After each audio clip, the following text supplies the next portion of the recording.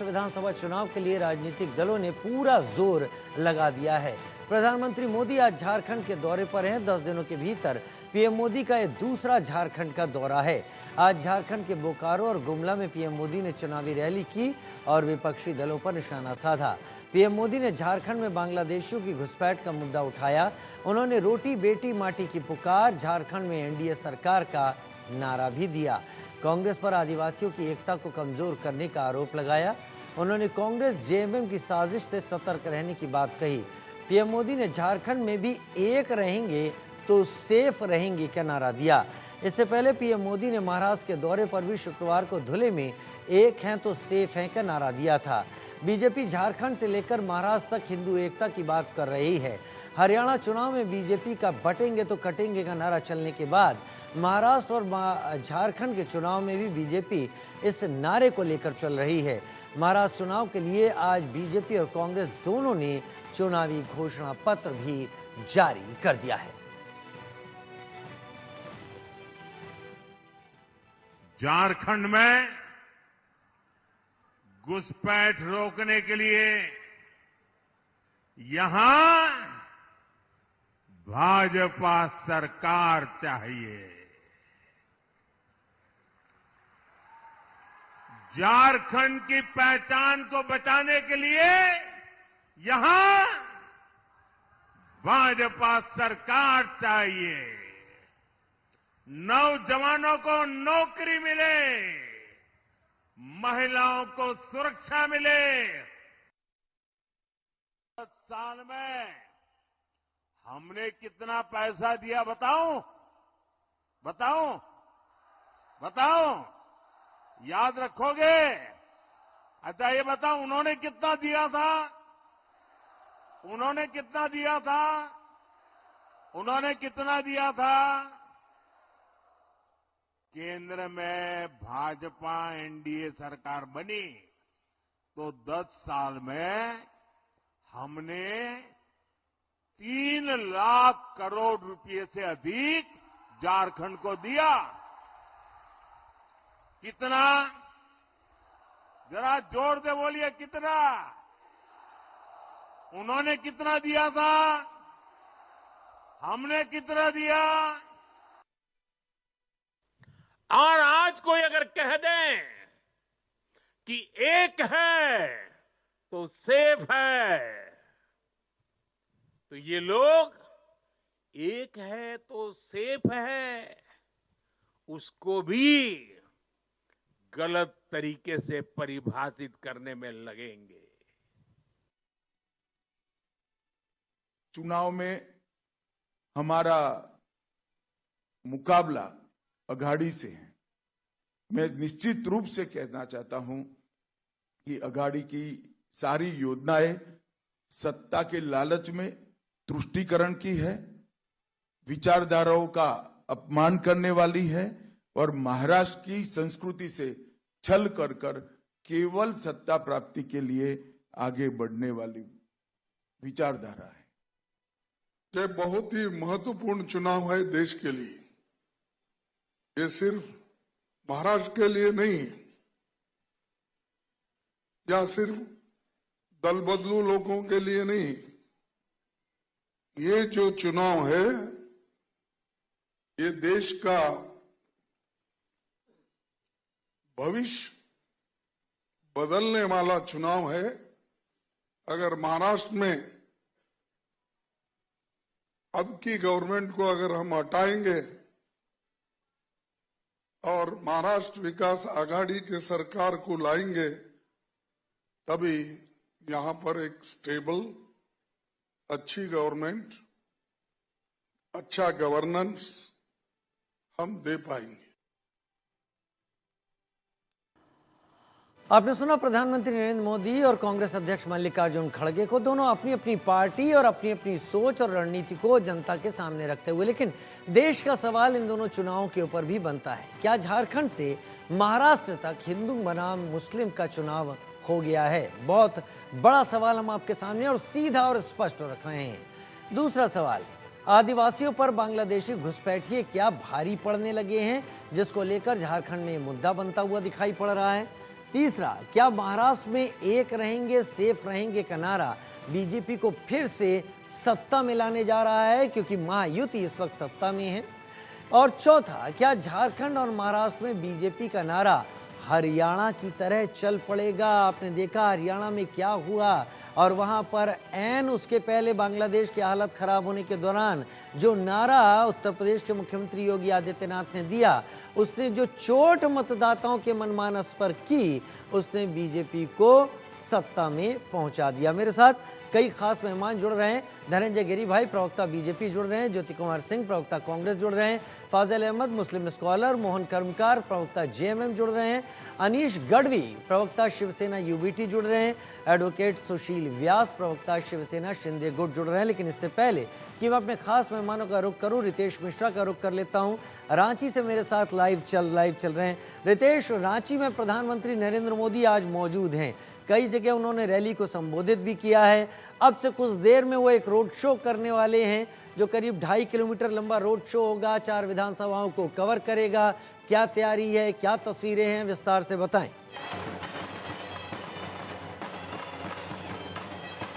बिल्कुल, देखिए राजू, क्योंकि बहुत ज्यादा आवाज आ रही है, बाधा है लोगों की। आप बोलते रहे, आपकी आवाज साफ आ रही है, बिना चिंता के बोलें। चीजों को मैंने नहीं सुना हो, लेकिन मैं सारी चीजों को दिखा रहा हूँ जो मैं समझा। मैंने तो देखिए कि सबसे पहले हम सुरक्षा की बात करते हैं, तो चाहे वो झारखंड पुलिस के जवान, ऑफिशियल्स हों, एडमिनिस्ट्रेशन के लोग हों, या फिर सीआईएसएफ और अन्य जो सुरक्षा एजेंसियां हैं, सभी ने मोर्चा संभाल रखा है। सुरक्षा को इसी बात से आप अंदाजा लगा सकते हैं कि जो भी हाई राइज बिल्डिंग्स हैं रांची में, जहां से रोड शो निकलने वाला है, तकरीबन 3.5 किलोमीटर प्रधानमंत्री नरेंद्र मोदी का रोड शो होगा। वैसे समय तो उसका 5:25 ही निर्धारित किया गया है, लेकिन जो जानकारी मिल रही है, रोड शो थोड़ा विलंब होगा, क्योंकि अभी गुमला और चंदन क्यारी में प्रधानमंत्री की रैलियां थी, और उसके बाद वो यहाँ पहुंचेंगे। और कई जगह चेक पॉइंट्स बनाए गए हैं, जहां पर उनके स्वागत को लेकर बड़ी तादाद में जो लोग हैं, बीजेपी के कार्यकर्ता हैं, वो मौजूद हैं। लेकिन एक और तस्वीर देखिए कि झारखंड की जो तस्वीर है, जो उसकी जो पारंपरिक जो चीजें होती हैं, प्राचीन जो चीजें हैं, आप देखिए कि झारखंड का पारंपरिक वाद्य यंत्र है, और ऐसे बहुत सारे, चाहे वो छऊ नृत्य के माध्यम से हो या अन्य जो झारखंड की जो अपनी परंपरा है, जो ट्राइब्स की अपनी, ट्राइबल्स की जो अपनी परंपराएं हैं, जो उनकी संस्कृति है, वो तमाम चीजें आज रांची के इस 3.5 किलोमीटर के दायरे में आज आप देखने को हमें मिल रहा है। और बड़ी तादाद, देखिए कि बड़ी तादाद में बीजेपी के जो वर्कर्स हैं वो तो मौजूद हैं ही, लेकिन उससे कहीं ज्यादा हमें रांची की सड़कों पर जो आम लोग हैं उनकी तादाद दिख रही है, चाहे वो युवा हो, बुजुर्ग हो, महिलाएं हो। तो बड़ी तादाद में जो लोग हैं वो प्रधानमंत्री नरेंद्र मोदी के स्वागत में यहाँ पर जुटे हुए हैं। तो बैरिकेडिंग की गई है, सुरक्षा का की जो व्यवस्था है वो चाक चौबंद है। ये नारे दिखाइए, जरा से नारे दिखाइए। रितेश, अभी पीछे कुछ लोग नारे लिए हुए थे अपने हाथों में, जरा कैमरा उधर ले जाके नारे दिखाएं। हाँ, तो देखिए कि मैं दिखाने की कोशिश कर रहा हूँ। यहाँ पर मैं आया हूँ और देखिए कि झारखंड बटेंगे तो कटेंगे। झारखंड का योगी भैरव सिंह, उसके अलावा झारखंड का योगी भैरव सिंह। अरे ये भैरव सिंह है कौन? भैरव सिंह यहाँ अगर आप अरे झारखंड के आप लोग हैं, इस तरह से मुझे क्यों बोल रहे? थोड़ा तो लगे। रांची विधानसभा में किसी भी युवा को आप पकड़ के पूछिएगा ना भैरव सिंह कौन है, तो हर हिंदू युवा दिलों की धड़कन है भैरव सिंह, हिंदू हृदय सम्राट है भैरव सिंह, एक सच्चा सनातन है भैरव सिंह। देखिए कि ये मोदी जी का ही, देखिए कि ये निशक्त व्यक्ति हैं, लेकिन इनके जज्बे को आप सलाम करेंगे। देखिए कि एक पांव से लाचार है, एक हाथ से लाचार है, लेकिन ये भी पहुंचे हुए हैं। क्या मोदी जी में इतना अच्छा हो गया कि क्या कहें, हम प्रति मतलब वोट मारते हैं, हम प्रति मतलब वोट मारते हैं, फर्स्ट वोट, लेकिन कोई रिपोर्ट नहीं मिलता है। गाड़ी घोड़ा बोलता है हम मिलेंगे, संजय सेठ को पास गए, लेकिन नहीं मिलता है। आज मोदी जी आ रहे हैं, क्या ठीक है बाबा, आप क्या बोले, अभी तो नहीं बोलेंगे, अभी नहीं बोलेंगे, आप ये फाइनल के बाद बोलेंगे। चलिए, तो देखिए कि अलग अलग तस्वीर, यही तो लोकतंत्र की खूबसूरती है, चुनावों की खूबसूरती है, और यही कारण है कि चुनावों को महापर्व कहा गया है। तो देखिए कि अभी मोदी जी के आने में समय है, लेकिन ये जो सड़क है, ये रातू रोड इलाका है रांची का, और ये अभी से ही लोगों से भरा पड़ा है, और इसमें ज्यादा जो संख्या है वो देखिए कि वो जो आम लोग हैं उनकी संख्या ज्यादा है। तो अलग अलग देखिए, हालांकि मैं आगे बढ़ता, लेकिन यहाँ पर सुरक्षा दृष्टिकोण से यहाँ पर बैरिकेडिंग कर दी गई है, लिहाजा मैं आगे नहीं बढ़ पाऊंगा। तो बड़ी तादाद में महिला कार्यकर्ताओं ने भी मोर्चा संभाला है, छोटे छोटे बच्चे भी दिख रहे हैं, और सभी लोगों में उत्सुकता दिख रही है। ठीक है, तो बड़ी ये भारी भीड़ है यहाँ पर दिखाई पड़ रही है। आपका रुख एक बार रातू फिर रोड में करेंगे बड़ी रितेश, इन्हीं तादाद में तस्वीरों के साथ नारे, पोस्टर, सब कुछ लिए हुए प्रधानमंत्री नरेंद्र मोदी का इंतजार है इस वक्त। और प्रधानमंत्री नरेंद्र मोदी जब संबोधन करने के लिए आते हैं, कार्यकर्ता और आम जनता इसलिए कि देश का प्रधानमंत्री यहाँ से गुजर रहा है, उनको देखने की एक ललक होती है, और ये सब में होती है, अक्रॉस द पार्टी लाइन सब देखना चाहते हैं कि हमारे देश का प्रधानमंत्री हमारे इतने नज़दीक से गुजर रहा है। और दूसरा, कार्यकर्ता तो रहते ही हैं अपने नेता के स्वागत के लिए।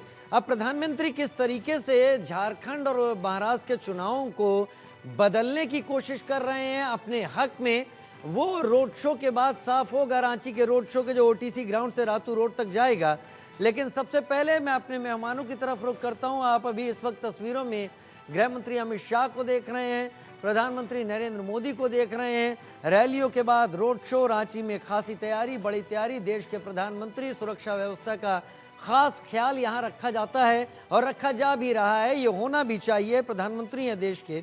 लेकिन चुनावी राजनीति है। सबसे पहले धनंजय गिरी, आपका रुख करते हुए आपसे ही जान लेना चाहेंगे, ये एक हैं तो सेफ हैं या एक रहेंगे तो सेफ रहेंगे, ये क्या संदेश दे रहा है बीजेपी के लिहाज से? विस्तार से बताइएगा।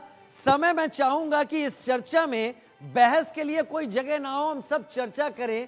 अगली पिछली बार की तरह भी आपका टाइम मैं निर्धारित कर दूंगा, जब मैं रुकने को बोलूंगा कृपा करके रुकिएगा, लेकिन आप अपनी बात इस सवाल के जवाब में रखिए। देखिए राजू जी, बहुत क्लियर है, कह रहे हैं कि एक रहेंगे तो सेफ रहेंगे। एकता की ताकत है, हम लोग बचपन से इसको सुनते आए हैं कि एक रहेंगे तो नेक रहेंगे, एक रहेंगे।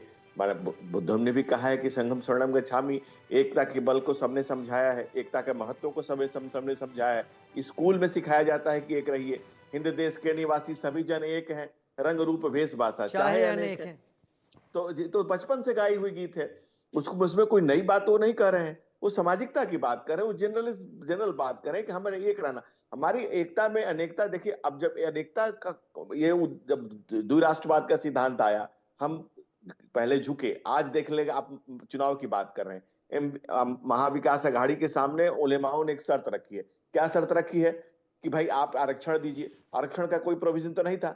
डॉक्टर भीमराव अंबेडकर को अगर दलित वंचित पीड़ितों की पीड़ा को उन्होंने महसूस किया, आरक्षण की व्यवस्था की थी। अगर उन्हें लगता तो वो धर्म के आधार पर आरक्षण किए होते, लेकिन धर्म के आधार पर आरक्षण नहीं दिया था। इसका मतलब वो गैर संवैधानिक है। गैर संवैधानिक चीज को कांग्रेस क्यों मान रही है? इसी के तरह से इसी नापाक इरादे से पाक का जन्म हुआ। राष्ट्र बट गया हमसे, हमारी धरती हमसे अलग हो गई। इसी तरह से खिलाफत का आंदोलन हुआ, हम खलीफा के सामने झुके, और खलीफा के सामने झुकने का नतीजा हुआ कि हमने अपीचमेंट किया। जब संतुष्टिकरण की राजनीति में तुष्टिकरण का तड़का लगता है, जब इस देश को, आखिर मुल्क को कांग्रेस ने क्यों बांटा? धर्म के आधार पर बांटा। किस लिए बांटा? और ये बांटने के बाद आज वो 10% आरक्षण मुसलमानों को दिया जाए, इसकी एक्सेप्टेंस कांग्रेस ने कर दी है, उलेमाओं की डिमांड की मांग के लिए। ये सोशल मीडिया में वायरल हुआ पड़ा है। कांग्रेस सोने की थाली में 56 भोग लगाकर किसी धर्म विशेष कांग्रेस को रहने दीजिए ना, आप अपनी बात कीजिए। लेकिन दलितों के आरक्षण की छीना झपटी क्यों कर रही है? आप बताइए, आज मुस्लिम आरक्षण की आग में महाराष्ट्र और राष्ट्र जल रहा है, इसकी लपेट में आज पूरा देश झुलस रहा है। संविधान के प्रति लहराने से क्या होगा? आप संविधान भीतर से साधा है, उस तरह से आपका कभी दादी ने संविधान को मुट्ठी में किया था, अपने हाथ में लेके घूम रहे। अच्छा धनंजय जी ये बताइए, धनंजय जी ये बताइए, इससे पहले योगी आदित्यनाथ इस बात को कह रहे थे, अब प्रधानमंत्री इस बात को 2 जगह दोहरा चुके हैं, एक रहेंगे तो सेफ रहेंगे। क्या एक रहेंगे सेफ रहेंगे देशवासियों के परिप्रेक्ष्य में है, या फिर चुनावी आभा देखें, चुनावी छाया देखें तो ये बीजेपी के वोटर्स के परिप्रेक्ष्य में है कि आप एक रहेंगे तो हम सेफ रहेंगे? नहीं, देखिए, बात भाजपा की नहीं है। चुनाव आएंगे जाएंगे, पार्टियां बनेंगे बिगड़ेंगी, लोकतंत्र रहना चाहिए। महाराष्ट्र में जो हो रहा है वो राष्ट्र के लिए अच्छा नहीं, और जो राष्ट्र में हो रहा है वो भी अच्छा नहीं। आप तुष्टीकरण की जो राजनीति है इस देश का बहुत कबाड़ा किया है। कम से कम तुष्टीकरण से हमें बाहर आना चाहिए। और जब आप बात कर रहे हैं, अगर हिंदू मुसलमान की अगर आप बात कर रहे हैं, तो जो हिंदुत्व कहता है एकम सत विप्रम बहुधा वदंती, सत्य एक है और उसको पाने के मार्ग अलग है। हिंदुस्तान सेकुलर मुल्क है क्योंकि हिंदुइज्म में ही सेकुलरिज्म है। ठीक है। सेकुलरिज्म इसी में समाहित है। लेकिन दूसरी बात, अगर आप कह रहे हैं, आप बताइए, जब 7वीं शताब्दी की आप बात करेंगे तो अब तो क्या था उस समय? अफगानिस्तान में 40% हिंदू, 50% बौद्ध, बुद्ध की दुनिया की सबसे बड़ी प्रतिमा थी बामियान में, उसको तोड़ दिया गया। 7% सिर्फ अन्य धर्म के लोग थे। आज क्या हुआ? तो जब 1947 में पाकिस्तान बटा तो 15% हिंदू थे, आज 1.5% हो गए। जमीन खा गई, आसमान निकल गया। पाकिस्तान जब बांग्लादेश का उस समय जब अलग हुआ, उस समय 74 में तो आते आते 17% हो गए थे, लेकिन उसके पहले जब पाकिस्तान का 47 में 30% थे, वो 7.5% कैसे हो गए? आप इस देश में कांग्रेस के शासन में रकीब चलीब कलीब क्यों हुआ? आप इन तमाम चीजों से मुनाफिक और मक्कारी क्यों कर रहे हैं? आप संविधान की कॉपी सिर्फ चुनाव में क्यों लहरा तो रहे हैं? ये चुनाव, ये हाँ ठीक है, ये लेकिन ये नारा प्रधानमंत्री दे रहे हैं, ये नारा। आधा मिनट और दूंगा। नहीं, मैं ठीक है, मैं सबको वक्त देना है ना, मैंने आपको समय दिया है। मैं ज्योति जी के पास जाऊंगा, आप अपनी बात अगली बार और तर्क के साथ रखिएगा ज्योति जी, क्योंकि प्रधानमंत्री का संदेश है इस बार। प्रधानमंत्री संदेश अपने कार्यकर्ताओं को दे रहे हैं या देश को दे रहे हैं, या फिर प्रधानमंत्री नरेंद्र मोदी जिस तुष्टीकरण की राजनीति का जिक्र अभी धनंजय जी कर रहे थे, उसी तुष्टीकरण की राजनीति का जवाब दे रहे हैं इस रूप में कि हमारे वोटर एक रहेंगे तो सभी सेफ रहेंगे। ज्योति जी, आपका समय शुरू होता है। आप देखिए राजीव जी, मैं एक बात को जिस बात से शुरू करना चाहता हूं कि जब आप इस बात कहते हैं, प्रधानमंत्री का नाम लेते हैं, योगी सीएम जी का नाम लेते हैं, दोनों का नारा क्या है? एक कहते हैं कि बटोगे तो कटोगे, एक कहते हैं कि एक रहोगे तो नेक रहोगे, और इस बार उन्होंने कहा सेफ रहोगे। तो झारखंड की जनता कंफ्यूज है, वो समझ नहीं पा रही है। एक बोल रहे हैं आकर कि तुम बट जाओगे तो काट देंगे तुमको, कट जाओगे तुम, और एक बोल रहे हैं आके कि नेक रहोगे और सेफ रहोगे। कांग्रेस पार्टी क्या कहती है कि ये कहती है कि देखिए, जब ये आते हैं तो हम लोगों को आपस में लड़ाई लगवाने की बात करते हैं। और आज प्रधानमंत्री जब आके, जिस तरह बिहार में प्रधानमंत्री एक बार घोषणा किए थे, बोलो तुम लोग को क्या चाहिए, कितना करोड़ चाहिए, कितना लाख चाहिए, कितना हजार चाहिए, करोड़ चाहिए, उस तरह की बात आज झारखंड में भी किया। तो जिस तरह से इन्होंने झूठ बोला था और कितने सालों तक बिहार की जनता को वो बोले हुए बातों को उन्होंने पूरा नहीं किया था, आज झारखंड की जनता वैसे ही समझी उनके उस उद्घोषणा पर कि बताओ तुमको कितना चाहिए और कितना दिए थे और कितना। अरे भाई, कांग्रेस पार्टी कहती है कि आप कुछ मत कीजिए, आप केवल जो 1.36 करोड़ रुपया जो हमारा कोयले का रॉयल्टी है वो हमको दे दीजिए। अगर आप वो दे दीजिएगा प्रधानमंत्री जी, क्योंकि आप मेरे भी प्रधानमंत्री हैं, हम लोगों के भी प्रधानमंत्री हैं, अगर आप मुझे दे दीजिएगा तो 42,500 छात्रों को 5 साल का स्कॉलरशिप हमारे चीफ मिनिस्टर हेमंत सोरेन दे पाएंगे। अगर आप दे दीजिएगा 1.36 लाख करोड़ रुपया दे दीजिएगा तो 3 लाख छात्रों को 70 साल के लिए एकलव्य प्रशिक्षण योजना हम दे पाएंगे। अगर आप हमको 1.36 हजार करोड़ दे पाइएगा तो जल जीवन के मिशन के तहत पेयजल की स्थापना जड़ से खत्म करने का प्रयास करेंगे। अगर हमको 1.36 हजार करोड़ दे दीजिएगा तो हम 68 लाख किसानों को 2 लाख रुपए तक का हम उनको कर्ज माफी कर पाएंगे।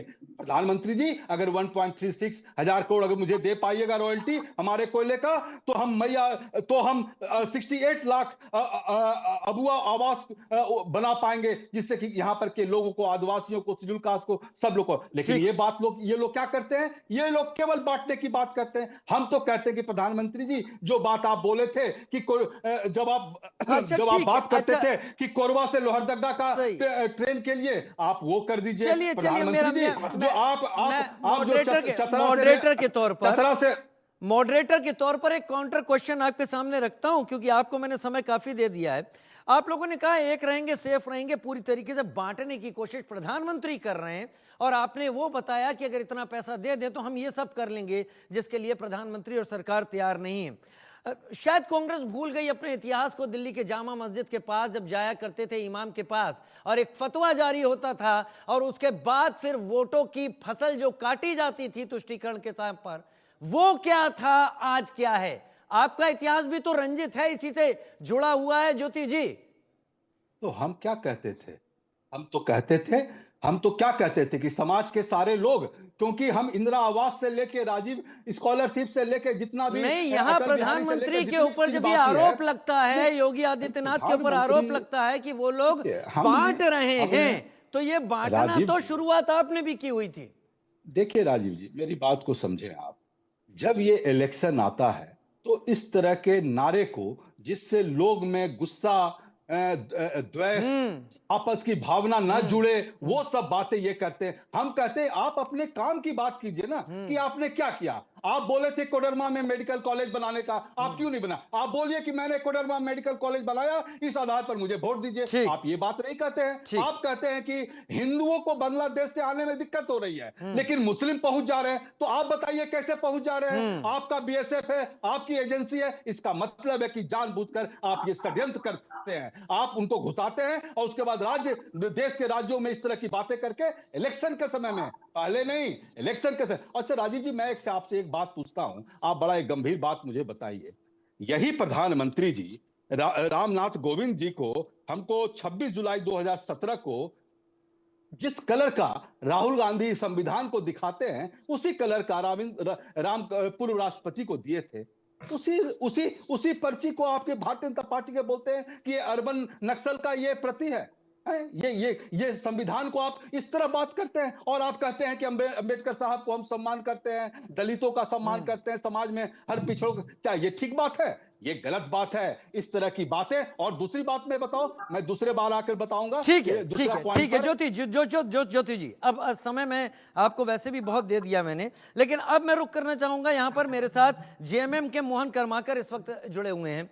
मोहन कर्माकर जी, जो राजनीति इस वक्त झारखंड में दिखाई पड़ रही है, मैं इसके बाद शिवसेना यूबीटी और शिवसेना एकनाथ शिंदे के भी प्रवक्ताओं का रुख करूंगा, लेकिन पहले मोहन कर्माकर आपके पास, क्या वाकई आदिवासी वर्सेस जो बाहरी बसे हैं बांग्लादेश से आकर, रोहिंग्यास को बसाया गया है, जिसको बीजेपी ने मुद्दा यहां पर बनाया है कि आदिवासियों का हक छीन लिया गया है, और जिसकी बात लगातार बीजेपी कर रही है, आप क्या जमीन पर उसको पूरी तरीके से नकारते हैं कि ऐसा कुछ नहीं है, इसे केवल चुनाव को देखते हुए सामने रखा गया है? मोहन कर्मकार, देखिए, ये पूरी तरह से एक प्रकार से इसका राजनीतिक मुद्दा है, और जब ये इलेक्शन सामने पहुंचा है तो इस तरह की ये बातें कर रही है, क्योंकि इससे पहले कभी भी इनके जब आज राज हुए 24 वर्ष हो चुका है, और 24 वर्षों में हमको लगता है लगभग 18 वर्ष भारतीय जनता पार्टी इस राज्य में अपना शासन चलाए।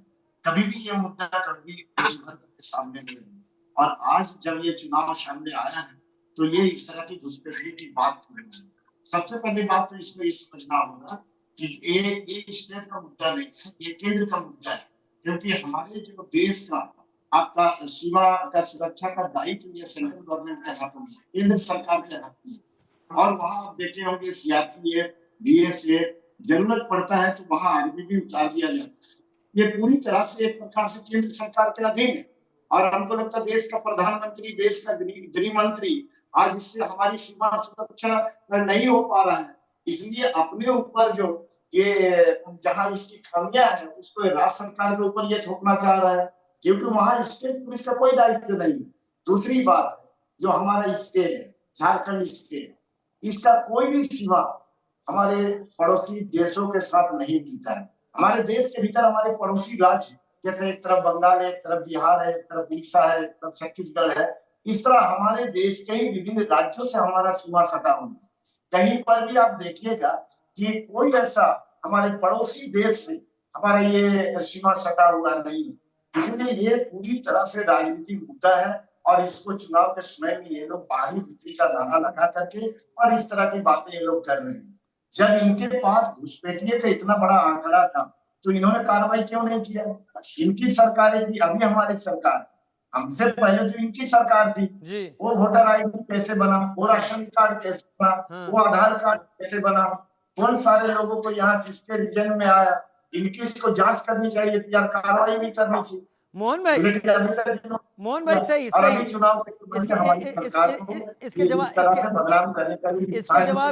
इसके जवाब लेंगे। धनंजय जी हैं हमारे साथ, लेकिन मोहन भाई, क्या प्रधानमंत्री का ये दौरा, जहां प्रधानमंत्री रैलियां कर रहे हैं और प्रधानमंत्री के बारे में उनके विरोधी भी मानते हैं कि वो ओरेटर बहुत बढ़िया हैं, लास्ट मोमेंट पर अपनी बातों से लोगों को रिझा ले जाते हैं। क्या किसी तरीके का जेएमएम को डर तो नहीं लग रहा?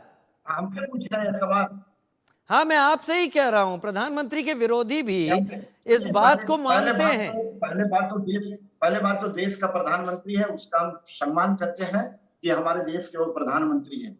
लेकिन आज हमको ऐसा लगता है कि प्रधानमंत्री भी और केंद्र सरकार हमारी झारखंड सरकार के सामने, माननीय राज्य के मुख्यमंत्री हेमंत सोरेन और कल्पना सोरेन के सामने, उसके सामने ये लोग एकदम नतमस्तक जैसा हो गए, हताशा की इसको ये दिखाई दे रहा है। क्योंकि पूरे सेंट्रल एजेंसियां, सेंट्रल के सारे इसके कैबिनेट, इसके सारे लीडर, कई राज्यों के मुख्यमंत्री आज यहाँ पर पूरा ये लोग लगे हुए हैं। और हमारा दो ही एकदम स्टार प्रचारक के रूप में, एक आपका माननीय हेमंत सोरेन जी और दूसरा कल्पना सोरेन जी, इन लोग पर ठीक है, दो लोगों पर चेहरा है और जो कुछ भी यहाँ पर दिख रहा है वो जेएमएम के मुताबिक केवल और केवल चुनावी राजनीति से जुड़ा हुआ है। जमीन पर हकीकत कुछ और है। अब तक जो चीजें होती रहीं उसके लिए पिछली सरकार क्यों नहीं जवाब देती, ऐसा मोहन कर्मकार यहां पर कह रहे हैं। लेकिन अब मैं रुक करूंगा, मेरे साथ एडवोकेट सुशील व्यास इस वक्त जुड़े हुए हैं, एकनाथ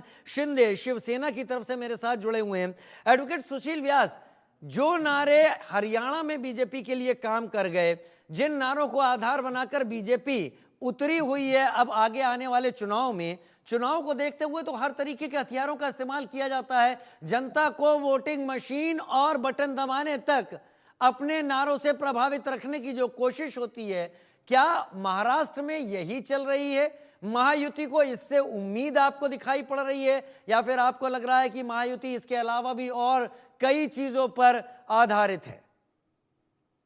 राजीव जी नमस्कार। नमस्कार जी।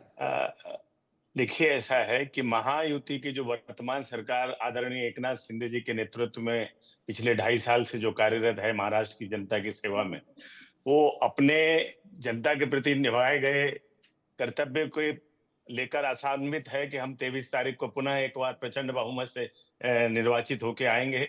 जो विकास के कार्य, जो जनहित के कार्य, जन कल्याण की योजनाएं जो लागू हुई है, वो हमें विश्वास दिलाती है कि हम जनता का विश्वास फिर जीतेंगे। अब रही बात जो आप नारों की कह रहे थे, तो एक है तो सेफ है, जो हमको बचपन से सिखाया गया कि united we stand, divided we fall. वो तो सबको अच्छा लगता है, वो अपने टी शर्ट पे लोग प्रिंट करके चलते हैं। जब यही बात योगी जी या मोदी जी कह देते हैं तो उसको सांप्रदायिक रंग देने की बात हो जाती है। भाई, अगर देश के वासी इकट्ठा होकर के देश के विकास में मजबूती के साथ अगर इकट्ठा होकर काम करें और अपनी ताकत लगाए, तो ये बात अगर देश का प्रधानमंत्री या एक सूबे का मुख्यमंत्री कहता है तो उसको सांप्रदायिक रंग देने की क्यों बात होती है? ये थोड़ा सा विचारणीय प्रश्न है। रही बात महाराष्ट्र की जो वर्तमान सरकार है, उसको पूरा आत्मविश्वास है कि जनता का आशीर्वाद हमें हमारे किए गए कामों के आधार पे, जो हमने जनता के प्रति हमारे जो कर्तव्य निर्वहन किया है पिछले 2.5 साल में, वो हमें पुनः एक बार प्रचंड बहुमत से उनकी सेवा करने का मौका 23 नवंबर के दिन देगा। लोहा या सोना हो, एडवोकेट सुशील व्यास, उस पर चोट जब सही समय पर पड़ती है तभी वो कोई बेहतर आकार लेता है, नहीं तो उसको टुकड़ा ही कहा जाता है। मैं समय की बात कर रहा हूं। आपने कहा ये नारा है, ये देश को एक रखने वाला नारा है, तो फिर चुनावी वक्त ही क्यों इसके लिए सबसे ज्यादा मुफीद और सही समझा गया?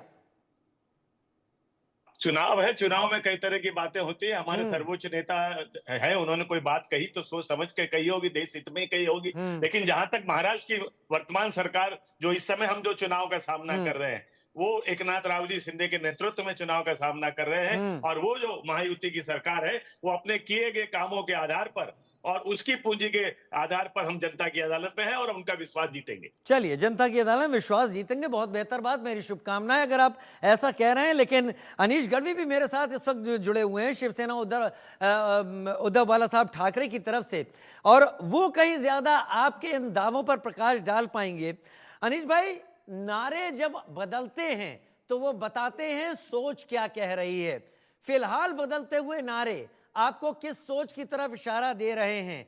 हरियाणा में सक्सेस पाने के बाद क्या इन नारों का एक बार और टेस्ट किया जा रहा है और क्या ये पुख्ता किया जा रहा है कि जो वोट्स बंटने वाले हैं या जो 2024 लोकसभा चुनाव में बंट गए थे, और खास तौर पर मैं महाराष्ट्र की बात कर रहा हूं, आप मुस्कुरा रहे हैं क्योंकि वहां पर आंकड़े बहुत जबरदस्त तरीके से बदले थे, क्या ये उसी के लिए है?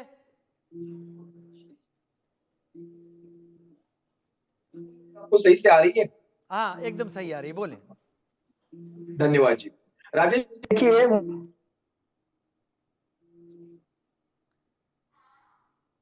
दिल से जय महाराष्ट्र कहना है, क्योंकि इनका जो हौसला है, हौसला जो 23 तारीख को ये सोच रहे हैं कि दोबारा ये सत्ता में आने वाले हैं, दोबारा ये सरकार, इनके वो आत्मविश्वास को, हौसले को मेरी तरफ से एक जय महाराष्ट्र। और जय महाराष्ट्र मतलब आपका सारा सब कुछ खत्म होने वाला है, ध्यान दीजिए पहली बात तो। मैं आपको एक बात बताना चाहता हूँ, ये बटेंगे कटेंगे ये सब महाराष्ट्र में नहीं चलता। वो उत्तर का एकदम धार्मिक ध्रुवीकरण का राजकारण और दक्षिण का सेक्युलरिज्म महाराष्ट्र में नहीं चलता। महाराष्ट्र उत्तर और दक्षिण के बीच में एक द्वार है, दक्षिण का द्वार है, लेकिन महाराष्ट्र दक्षिण भी नहीं है। महाराष्ट्र में पुरोगामी सरकारें चलती है, जहां पे शाहू फुले आंबेडकर जी के विचार चलते हैं। एक बात में आप जरा गौर करिए, ये कह रहे थे कि जनता हमें आशीर्वाद देगी। अभी 4 महीने पहले क्या हुआ है महाराष्ट्र में? उत्तर प्रदेश के में भी वही हुआ है, लेकिन आप फिलहाल महाराष्ट्र की इलेक्शन से आप मैं उस वहां पे आपको लेके चलता हूँ। महाराष्ट्र में इनकी स्वयं घोषित एनडीए, जिसको ये एनडीए कहते हैं, जिसमें फिलहाल सिर्फ मुझे बीजेपी नजर आती है, बाकी दोनों भी टोलियां है, गुट है बोल सकते हैं। आप मुझे बताइए 43 सीटों पे जो एनडीए इनका हुआ करता था, आज 15 सीटों पे है महाराष्ट्र में लोकसभा के चुनाव में। उसके बाद इनको ध्यान आ गया अभी कुछ नहीं हो सकता, अभी मेरे पास सिर्फ 2 से 3 महीने बचे, इसमें मुझे धार्मिक ध्रुवीकरण, धार्मिक तुष्टि करनी पड़ेगी। इसलिए बुलाया जाता है केंद्र से लोगों को। महाराष्ट्र में एक ही नारा चलता है, वो है चले जाओ और चले जाओ। जैसे ब्रिटिश को कहा गया था, वैसे ये भारतीय जनता पक्ष जो ब्रिटिशों के नक्शे कदम पे चल रहा है, इनको महाराष्ट्र की जनता कह रही है चले जाओ। हमने आपको बता दिया है लोकसभा के चुनाव में, अभी आपको दोबारा से बताने का ये वक्त आ गया है। मैं आपको और भी चीजें बताता हूं। चलो, शिवसेना 2 गुटों में टूटी, राष्ट्रवादी 2 गुटों में टूटी, भारतीय जनता पक्ष कौन सा टूटा था? 23 पे जो भारतीय जनता पक्ष था वो 9 पे क्यों आ गया? जरा अपने गिरेबान में कभी भारतीय जनता पक्ष झांक के देखेगा। 23 पे भारतीय जनता पक्ष आज 9 पे है और बात कटने की बटने की कर रहा है। आप सोचिए, पिछले 2-2.5 साल में कुछ भी नहीं किया। जब महाराष्ट्र में उद्धव साहब के नेतृत्व में महाविकास आघाड़ी का सरकार था, उसमें कोविड का पूरा 2 साल 3 महीने का कार्यकाल था। सिर्फ 2 महीने हमें सर्वसामान्य मिले, सिर्फ 2 महीने। उसी कार्यकाल में महाराष्ट्र की जनता ने हमें फिर से महाराष्ट्र में आने के लिए अपना एक आशीर्वाद दिया है। लेकिन इन्होंने क्या किया है? अपने 2.5 साल में कुछ नहीं किया तो लाडली बहन लाई। देखो, लोकसभा के पहले लाते तो कुछ समझ सकता था, लोकसभा के बाद जो महाराष्ट्र की जनता ने इनको लताड़ दी है, इनको लात मारी है, इसके बाद इनको लाडली बहना सूझी। आज आप मुझे बताइए, 5 सालों में कुछ नहीं करने का, लेकिन आखिरी 1-2 महीनों में ऐसी योजनाएं लाने की, लोगों को पैसों से गुमराह करने का, ऐसे बटेंगे कटेंगे के नारे, आप मुझे बताइए कौन काटने वाला है, कौन बांटने वाला है?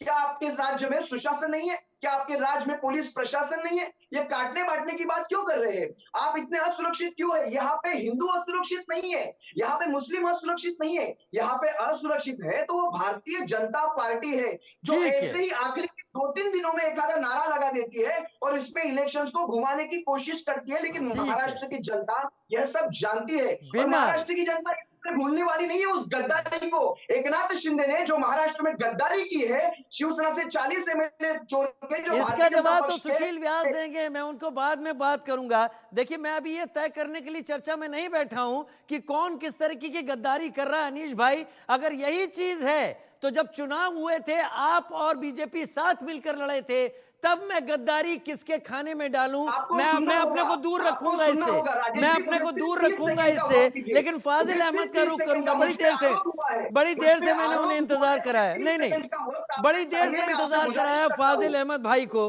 इस गद्दारी के टैग को मैं किसी को नहीं देता। आप लोग खुद तय कीजिए कि गद्दार कौन और कब रहा। फाजिल अहमद भाई, ठीक है, फाजिल अहमद भाई जो नारे हैं वो सोच को बताते हैं, बदलते वक्त को बताते हैं और इस बात को भी बताते हैं कि किसका वक्त बदल रहा है या खराब हो रहा है या सही हो रहा है। लेकिन फिलहाल जो नारे हैं, जहां पर शुरुआत बांग्लादेश के उस घटनाक्रम के बाद योगी आदित्यनाथ ने की थी कि एक हैं तो नेक हैं, बटेंगे तो कटेंगे। प्रधानमंत्री कह रहे हैं एक हैं तो सेफ रहेंगे, एक हैं तो नेक रहेंगे। ये नारे सिर्फ नारे दिख रहे हैं आपको देश के लिए, या फिर आपको लगता है ये नारे चुनावी राजनीति का हिस्सा बन गए हैं और इसके जरिए वोट की फसल काटने की तैयारी है? राजीव जी, फिलहाल तो अभी एक ही नारा चल रहा है पूरे देश में। आदिवासी समाज का पहला एक ही नेता है इस देश में, हेमंत सोरेन, जो पूरे आदिवासी अपने समाज के नेता मानता है। और आदिवासी ये कह रहा है कि 2021 में जनगणना होनी थी, अभी तक नहीं हुई। हमको सरना कोड बिल दिया जाए, हमारा जनगणना, कोई पहचान ही नहीं आदिवासी की इस देश में। वो कह रहा है कि हम सरना कोड बिल हमको दे दिया जाए, हमारा जनगणना में कॉलम दे दिया जाए, हम सरना है। उनकी अपनी पहचान की बहुत ज्यादा क्राइसिस है। और एक होके रहेंगे, एक होकर के हेमंत सोरेन को वोट करेंगे, तभी जाकर के हमको सरना कोड बिल मिल पाएगा। ये पूरे झारखंड में ये चल रहा है, पूरे, और महाराष्ट्र में भी चल रहा है। आदिवासी तो पूरे देश में रहते हैं, तो आदिवासियों के ऊपर जो कुठाराघात हुआ, जिस तरह से द्रौपदी मुर्मू जी को मंदिरों में प्रवेश नहीं करने दिया गया, रामनाथ कोविंद जी को मंदिरों में प्रवेश नहीं करने दिया गया, ये दलित, ओबीसी, एससी, एसटी के प्रति ये लोग इतनी नफरत करते हैं और बात तुष्टीकरण की करते हैं। इस देश में राम मंदिर का उद्घाटन प्रधानमंत्री ने किया, वो किसका तुष्टीकरण कर रहे थे? किसका तुष्टीकरण? 15 करोड़ हिंदू रहता है इस देश में, उसका तुष्टीकरण करने चले गए मंदिर बनाने। 15 करोड़ सरकार का काम है मंदिर मस्जिद बनाना, सरकार का काम है देश की जनता को सम्मान देना, जनता की जनता की समस्याओं का ठीक है, आप बोलिए। वही मैं देख रहा हूँ। अच्छा ठीक है, बहुत अच्छा। 15 करोड़ कहाँ से? फाजिल अहमद 15 करोड़ हिंदू कहाँ है? धर्म का सारा काम होगा। फाजिल अहमद भाई, आप चर्चा घुमाइए मत। 15 करोड़ हिंदू कहाँ? हाँ तो जोड़ दे रहे, सुन लीजिए। 15 करोड़ सरना आदिवासी है, वो हिंदू नहीं है। क्या बात है, क्या बात है, क्या बात है, क्या बात है? देश को तोड़ने वाला एक और शख्स, और वो भी मेरे चैनल पर। नहीं, इस तरीके से आप तोड़ेंगे नहीं। ऐसे तो मुस्लिमों में जातियां मैं गिना दूं, ऐसे तो मुस्लिमों में जातियां मैं क्या बात कर रहे हैं, क्या बात कर रहे हैं आप भी? नहीं, इस तरीके से जातियों में तोड़ने पर आऊं तो मैं तोड़ना शुरू कर दूं। आदिवासी हिंदू नहीं है, अजीब बात है, वाह अजीब। कौन कहां से पढ़ के आ जाते हैं सर? कौन सी किताब पढ़ के आ जाते हैं सर? क्या किताब पढ़ लेते हैं? अरे ठीक है, धनंजय जी आइए। नहीं, ये फाजिल भाई ऐसे तर्क दीजिए कि मैं खामोश रहूं और जनता भी खामोश रह के सुने। जनता हंसना शुरू कर देगी तो दिक्कत होगी। धनंजय जी, नहीं, तोड़ नहीं सकते, आपको तोड़ने दूंगा ही नहीं मैं। आपको इस चैनल पे मैं जातियों में तोड़ने ही नहीं दूंगा। आदिवासी हिंदू नहीं है, फलाना हिंदू नहीं है, ये हिंदू नहीं है। आप शिया सुन्नी एक हो पाए? आप शिया सुन्नी एक हो पाए? लखनऊ में पुलिस लग जाती है, लखनऊ में पुलिस लग जाती है, तो ऐसे तर्क मत दीजिए कि आपको काट सुनने को मिले। धनंजय जी आइए। धनंजय जी एक बात, धनंजय जी मेरा सवाल, बहुत सीधा सवाल। धनंजय जी, सरना कोड बिल क्यों नहीं दिया गया, यह सवाल उठ रहा है आदिवासियों के नाम पर। और जहां तक बात अनीश भाई की है, तो उनका कहना है कि महाराष्ट्र कह रहा है बीजेपी से चले जाओ, इसका संकेत 2024 लोकसभा चुनाव में मिल गया है। हालांकि मैं इस बात से एकदम ऐतराज रखता हूं कि हिंदुओं को जाति में तोड़ने की गंदी कोशिश मेरे पैनलिस्ट ने की। मैं क्षमा चाहता हूं अपने दर्शकों से, लेकिन धनंजय जी आप अपना जवाब दीजिए। आदिवासी नहीं है आप नहीं, वो आपकी किताब अपने घर में रखिए, उस किताब को, वो किताब आपका ज्ञान है। धनंजय जी, मैं अनीस का जवाब दे दूंगा। अनीस, हमारे बीच डिफरेंसेस होंगे, हम उसकी जवाब दे देंगे, लेकिन इस फाजिल का अहमद का जवाब दे देता हूं। पहले अल्लामा इकबाल के शब्द हैं, मेरे नहीं है राजीव भाई, मेरे शब्द नहीं। अल्लामा इकबाल ने कहा कि क्या तमाशा हुआ इस्लाम की तकदीर के साथ, कत्ल शब्बीर हुए नाराय तकबीर के साथ।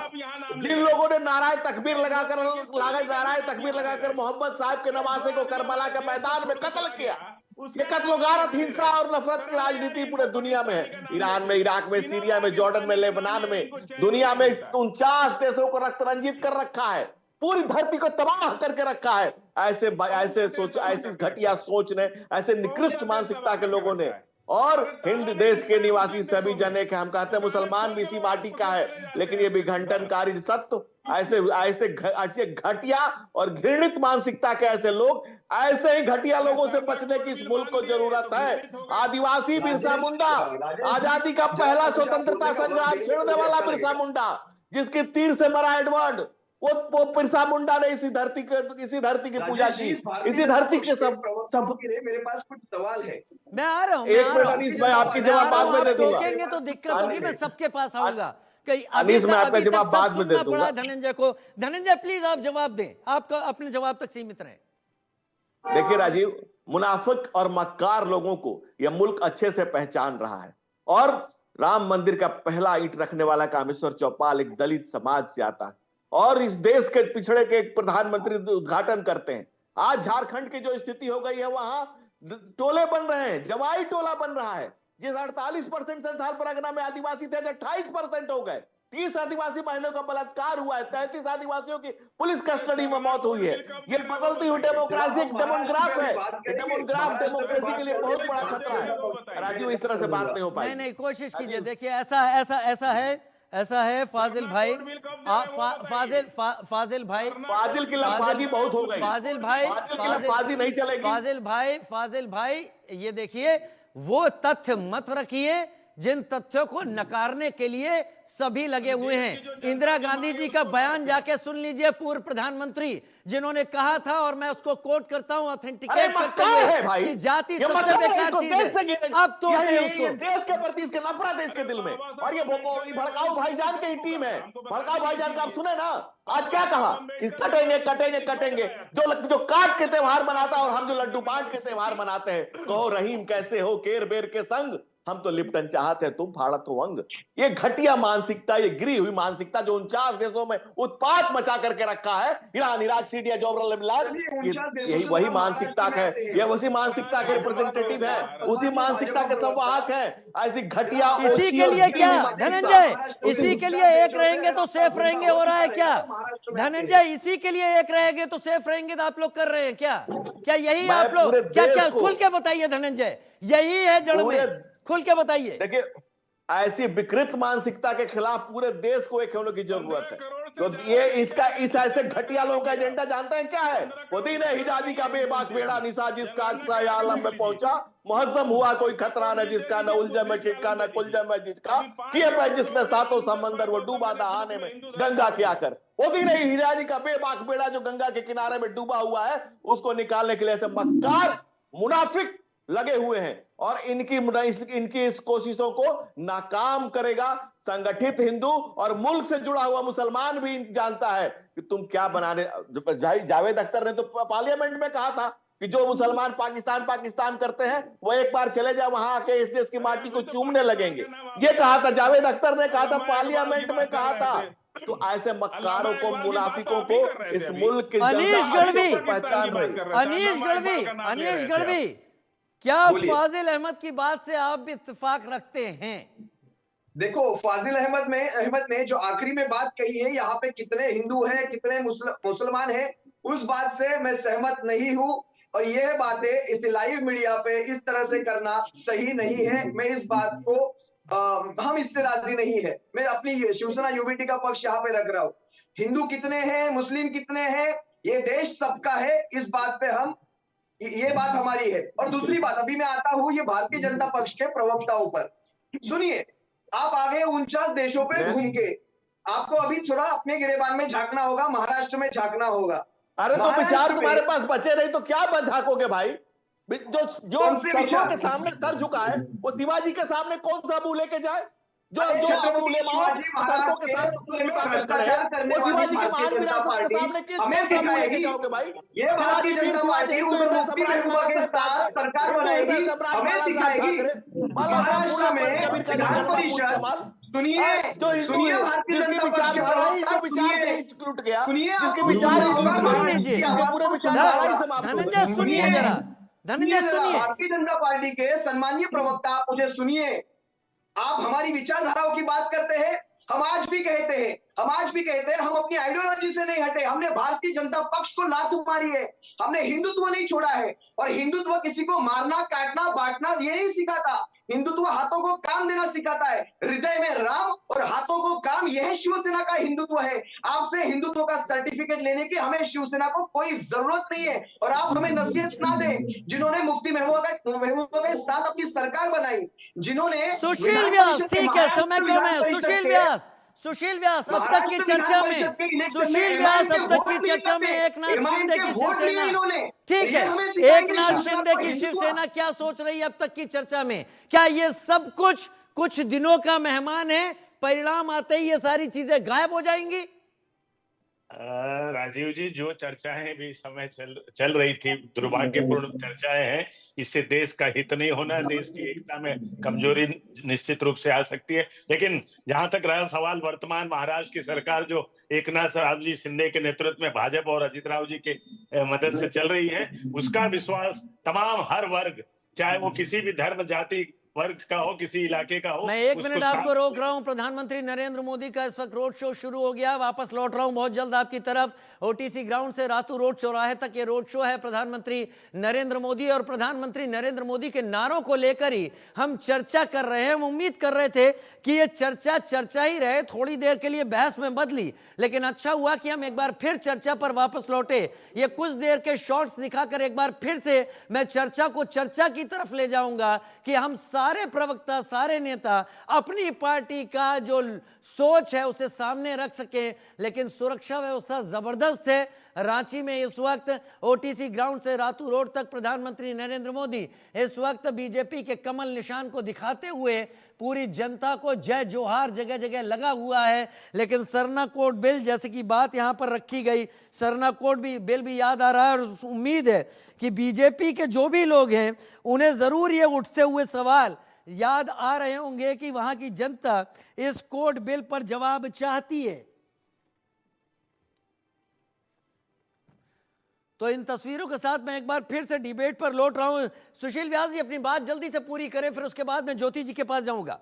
राजीव जी, जैसे मैं कह रहा था कि साहू फुले अम्बेडकर की धरती है, और जैसे बाला साहब हमारे संस्थापक, उन्होंने हमें ज्ञान दिया था कि 80% समाज कार्य करें, 20% राजनीति करें। हम उन्हीं के विचारधारा को आगे लेके चल रहे हैं। जनता की सेवा और जो समाज कार्य, यही हमारा ध्येय है, और उसी ध्येय को लेके पिछले 2.5 साल तक हम दिन रात हमारे एकनाथ राव शिंदे के नेतृत्व में वर्तमान सरकार ने अपना कर्तव्य निर्वहन किया है, और हम आगे भी जनता के आशीर्वाद से उसको करते रहेंगे, और पुनः 23 नवंबर को प्रचंड बहुमत से आकर के जनता की सेवा में कार्यरत रहेंगे। ये आत्मविश्वास हमें है। चलिए, आपका आत्मविश्वास आप तक सीमित रहे और आप उसको कम ना होने दें। मैं बस इतनी शुभकामनाएं दे सकता हूं कि ऐसा ही आत्मविश्वास बाकी दलों के पास भी है, और उनके पास जो आत्मविश्वास है वो 2024 के लोकसभा चुनाव परिणामों से है। ज्योति कुमार सिंह मेरे साथ इस वक्त जुड़े हुए हैं। ज्योति जी, चर्चा थोड़ी सी बहस में बदली, अच्छा हुआ कि वापस हम चर्चा पर लौटे, लेकिन जो भी ऐतराज बीच में उठ गए, आपका क्या प्रतिक्रिया? प्रधानमंत्री का रोड शो लगातार चल रहा है।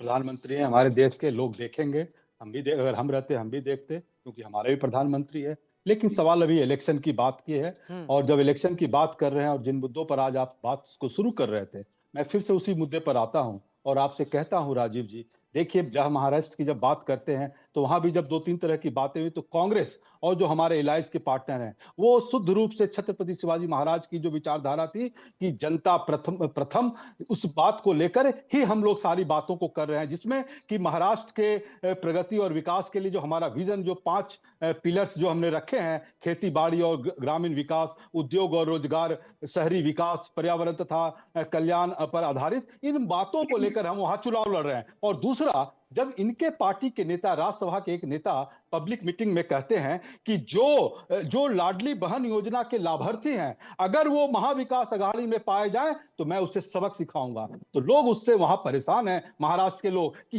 ये लोग हमें तो धमकी दे रहे हैं, ये किस तरह की बात कहते हैं, हमारी स्वतंत्रता को छीन रहे हैं। दूसरी बात जब आप बात कहते हैं कि देखिए, हमें दिक्कत नहीं है प्रधानमंत्री जी, आप अगर हमें सलाह दे रहे हैं कि कहते हैं कि आप एक रहो तो नेक रहो, पूरे हिंदुस्तान को एक रहने की बात कहते हैं तो बहुत अच्छी बात है, हम मानेंगे, झारखंड के लोग मांगेंगे और महाराष्ट्र के लोग भी मानेंगे। लेकिन जब बात आप ये कहते हैं, लोगों को कहते हैं कि ये कांग्रेस के लोग और इनके अलायंस के लोग, अगर आप इनको जिताएंगे तो आपके आरक्षण को मुसलमानों को दे देंगे। मुझे इस बात से दुख है, इस बात से दिक्कत है, इस दिक्कत है। और ये एक सेकंड बोलने दिया जाए, उसके बाद जब ये बात करते हैं तो झारखंड के लोग बोलते हैं कि नहीं नहीं प्रधानमंत्री जी ये गलत है, ये देश हमारा एक है, हम हिंदुस्तानी हैं और हम सेकुलर कंट्री हैं। अगर आपको लाल रंग से अगर फडणवीस जी को दिक्कत था तो बताइए, हमारे हनुमान जी का जो पूरा रंग जो मूर्ति का है वो लाल रहता है, जो हमारी सुहागनी का सिंदूर लाल रहता है। किससे आप नफरत करेंगे? ठीक है धनंजय गिरी, समय मेरे पास कम है, क्या कह रहे हैं ज्योति जी इस वक्त?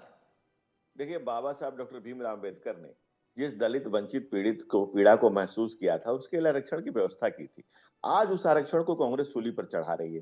राजनीतिक चुनाव आएंगे जाएंगे, चंद सीटों के लिए आखिर आप कितना कुर्बानी देंगे, क्या करेंगे? मुल्क को आप कहां लेके जा रहे हैं? कांग्रेस बाबा साहब को नजर आ रहा है। गरीबों का पिछड़ों को 85% जो आरक्षण दिया दलितों को, 10% आरक्षण धर्म के नाम पर मुसलमानों को दिया जाए, ये संविधान में नहीं लिखा हुआ है। बावजूद उसके कांग्रेस सोने की थाली में 56 भोग परोसे किसी को, हमें उसका दिक्कत नहीं है, लेकिन दलितों की हकमारी न करे। और ऐसे मक्कार जिनको आप बुलाते हैं, जो पहले से बांट करके बैठे हुए हैं अपने मन में, ऐसे मुनाफिक और मक्कार लोगों को मुल्क पहचान रहा है। और मैं इन शब्दों से नहीं कह सकता, मेरा मेहमान है, वो अपनी बात अपनी सोच सामने रख रहा है, लेकिन उसकी सोच ही तो देश देख रहा है और इसी सोच को देश कर रहा है कि ऐसे सोच के लोग भी इस मुल्क में रह रहे हैं। वो जो पहले से मुल्क को बांटने का एजेंडा लिए बैठे हैं, वो उनके भीतर क्या चल रहा है? ओवैसी ब्रदर जो बोल रहे हैं, अच्छा वक्ता वही होता है जो श्रोता की बात सुने। वो जो जहर ओवैसियों के जबान से निकल रहा है, वो जहर किनके दिमागों में भरा हुआ है? फाजिल अहमद काउंटर कीजिए, फाजिल अहमद काउंटर कीजिए। देखिए, हमने 15 करोड़ कर दिया तो इनको बहुत बुरा लग रहा है। क्या दिक्कत है भाई? आप जनगणना में कालम दे दीजिए, आदिवासियों को सरना कोड बिल दे दीजिए, जनगणना में कालम दे दीजिए, सही है, उसके बाद समझ में आ जाएगा। और हेमंत सोरेन को जेल क्यों भेजा गया? आप दे दीजिए। 50% पिछड़ी जाति के लोगों को उन्होंने आरक्षण दे दिया, टोटल मिला के 85%। जिसकी आबादी 85% है उसको मिल रहा है 49%। जिसकी आबादी 10% है, इन्होंने जो 10% सवर्ण जातियों को आरक्षण दिया, वो किसके कोटे से दिया? दलित के कोटे से दिया कि पिछड़े कोटे, किसके कोटे से दिया? खुद जिसकी आबादी 10% है वो आरक्षण पा रहा है 51% इस देश में। कितनी नाइंसाफी इस देश के अंदर है। जिसकी 85% आबादी है उसको मिल रहा है 49%। ये तो आप तोड़ने की कोशिश कर रहे हैं सीधे उसको मिल रहा है 51%। क्या आपके पास पूरा रिकॉर्ड है? क्या आपके पास पूरा रिकॉर्ड है? फाजिल अहमद, क्या आप आज एक एजेंडा लेकर आए हैं कि भारत में जो समाज है बहुसंख्यक, उसको टुकड़ों में तोड़ देना है?